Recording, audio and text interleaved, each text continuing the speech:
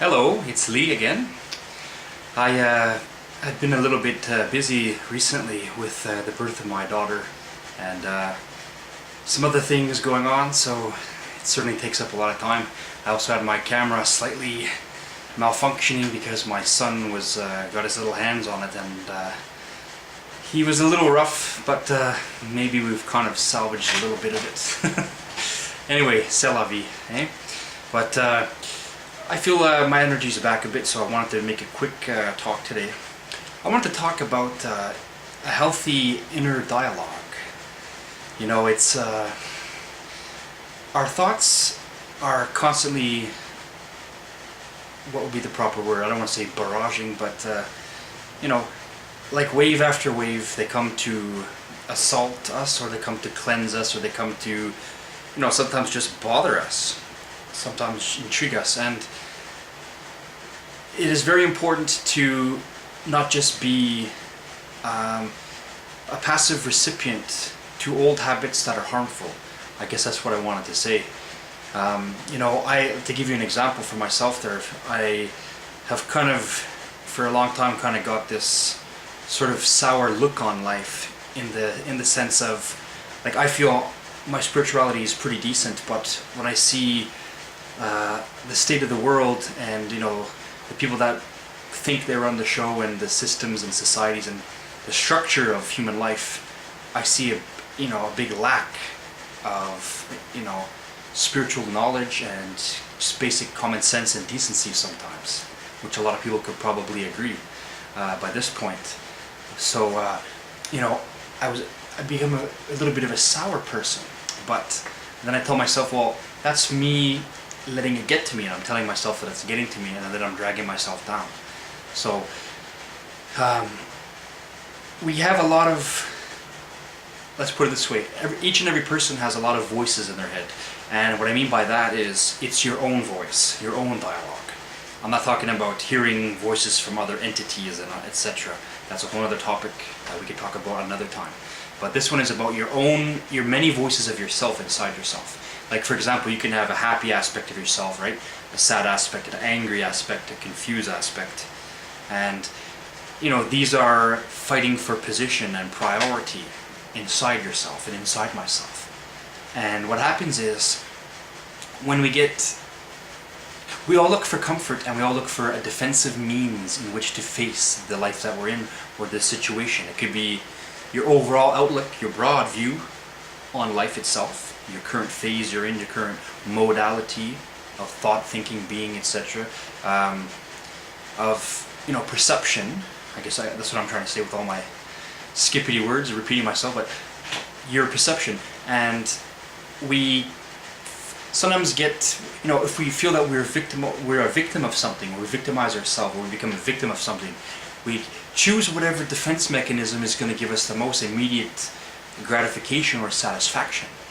And what happens then is, when a certain phase or mode passes, we end up as if immaturely or prematurely hanging on to that defense mechanism, whether it's sort of a sour, you know, like a soft interior but a gruff exterior. Sometimes I have that myself. So I put on a tough outer shell as a defense mechanism, and then I end up gypping myself of having a better experience with something. You know, like, I lived in downtown Ottawa for quite some time, and I would go to the Rideau Centre very often, and busy places like the market and such. I would walk or bike there, and just being in the crowd, and, you know, you feel all the energy, and there's a common overall peace that's there. There's a common overall urgency, you know, being receptive to other people's modes, their wants, their needs. So there's this energy surge and shifting going on, depending on how you're aware. And you can feel sometimes someone's very cold and they walk by you and their aura is small. Well, their thought processes, their inner dialogue has become very, you know, rigid. And that's a defense mechanism. We don't want to hate those people, because that could happen to us anytime. We want to understand it. So to go on with my my history is that, you know, and it could be you yourself in a crowd or somewhere for, you know, any day of the week, and you feel this energy going on, and we end up becoming a little bit more actors We put on some kind of facade, or we throw on the mantle of our defense mechanism to deal and cope with other people. It's like the great ancient philosophers and mystics would say, we have a different personality for each person we meet. You are going to be one way with your mom and dad, maybe, one way with your siblings, one way with your friends, one way with colleagues, one way at school, for example, one way passing some random person in the street. Different voices and different aspects of defenses. This is our inner dialogue. Our inner dialogue needs to be constant, to be a magi, to be, well, to use Frank Herbert's term, I like it, the mentat. Sometimes you got to use your mental body, your mental energy, to control and turn your inner dialogue into something healthy and better and happier. I just took a walk this very morning with my son. We went all around the neighborhood, a good 45-minute walk. I thought I would put him to sleep. It didn't happen. He's too curious. He's very much an adventurer. And anyways, but going around and just noticing myself how my energy interacts with other people. A person driving by in a truck, a dog barking, and sometimes I'm suspending myself. I'm holding my thoughts and holding my breath, as it were, and letting that moment pass. Instead, I can choose to use my power of my will and my inner dialogue and to pacify the situation. So when the dog was barking and my son pointed and said, "Doug, Doug," and I said, "Yeah, Doug, Doug, woof, woof." And then the owner of the dog was saying, "Shush, shush," trying to calm the dog down. So all this, it creates this use of will, this use of inner dialogue creates this harmony where everybody can get along, kind of thing. Now, I said it in other videos, and you'll find it in thousands of books, and millions of people probably said it, and it's very true. A happy person is a harmless person.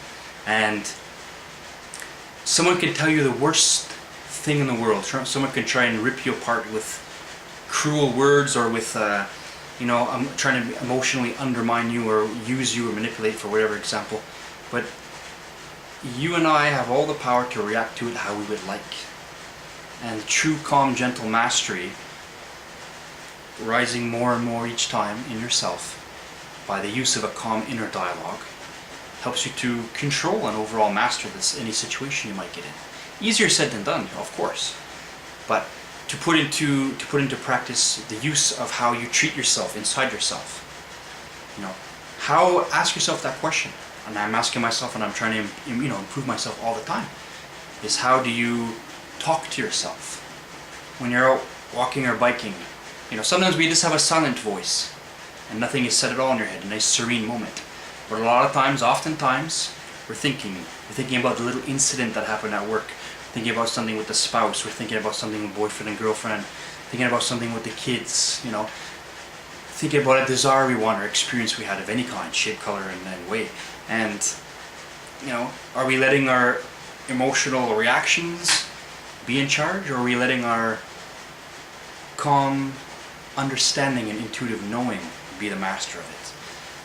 Part of, in my own viewpoint, a great part of meditation isn't just sitting in peace and waiting for silence and finding nirvana, or the kingdom of heaven, Shangri-La, whatever you like to call it. But a lot of it has to do with treating yourself better, with a nice inner peace, and then you can react and deal with people better, as we should. It's funny that we think we're so advanced in this technological era. Oh, we're so smart, look what we got. And we can't even treat each other wonderfully. We should all be loving each other like they're our best friend. Everybody we meet should be loved as if they were our best friend. And we're not at that stage right now on this planet. And this planet seems to be coming to an end pretty soon. A shift, I should say. I don't want to scare people with end. It doesn't mean fireballs falling down and wiping it all out. That can happen too. Sometimes purged by water, sometimes purged by fire. But I'm talking about a shift. And it's sad that it takes violence and oppression and strange means to get people to be humble and love each other in a better way. But they say that the biggest journey starts with the smallest step. So creating your own inner peace to make you become happy, to make you become grateful of things, to make you become full of grace, full of wisdom. A lot of it has to do with your attitude that you put upon yourself, and that changes everything. You know, there was that cool story with a huge riot had taken place, and people were looting and smashing windows, etc. I think it was in the U.S. I'm not sure where the exact story comes from. And then there was a monk, a Buddhist monk, walking by, and he said, "I want to test myself. I'm going to go walk right through this crowd, and I'm going to be peaceful and calm, even though all the mayhem and havoc is going all about me." And he did. He walked right through, and everything just seemed childish activity all about, and it didn't bother him at all. He was in the moment. He was in the self, mastery of the self. I did a similar experience, and I don't recommend you try this practice. I did a similar experience with walking straight for a very long time, and letting car, I mean, it wasn't a busy highway, don't get me wrong, but just not stopping, just letting cars come. So I walked, one car came in front of me, and I didn't stop walking, and I went right in the middle, and then I finished crossing the street, and another car came from the other side. So without even stopping to look, I just said, I own this moment, nothing will harm me. And it's not that I was walking in front of the car thinking it would stop or go through me or go around me. My timing was absolutely perfect, and I've done this. And anyway, I'm not recommending that. I'm saying you have to be really in touch with an aspect of destiny and fate in that moment to allow it to be a reality. Maybe I should delete that last part. I don't want to give anyone crazy ideas. But I'm saying to be totally peace and mastery, and your faith truth link with the divine is perfect. That those things are possible. It's such great, you know, like Jesus said, if you had faith like a mustard seed, you know, think about the things we would do if we, and in holiness, not in recklessness and abuse of power. Maybe what I did was abuse of power, but it was a test for me to have control, serenity, and pure, I don't know, almost divine awareness to be able to perform that test upon myself. And these are things that are part of our, you know, inner dialogue. Like the ability for us to be receptive to the comings and goings and the whims of the God and of the great entities that help guide us. When you start to be, you know, when you open that branch, some people are still in the mode of denial. There is no God. When you die, that's it. Wow, you know, that mental slavery in the extreme. And when you, anyway, never mind that. But when you finally get into a more awakened state of mind, your inner dialogue, you know, it's like a funnel. It's like a tornado. You start small and you can go as big as you want because it's that massive. You have all that can possibly fall into your lap and more than you can ever want and handle.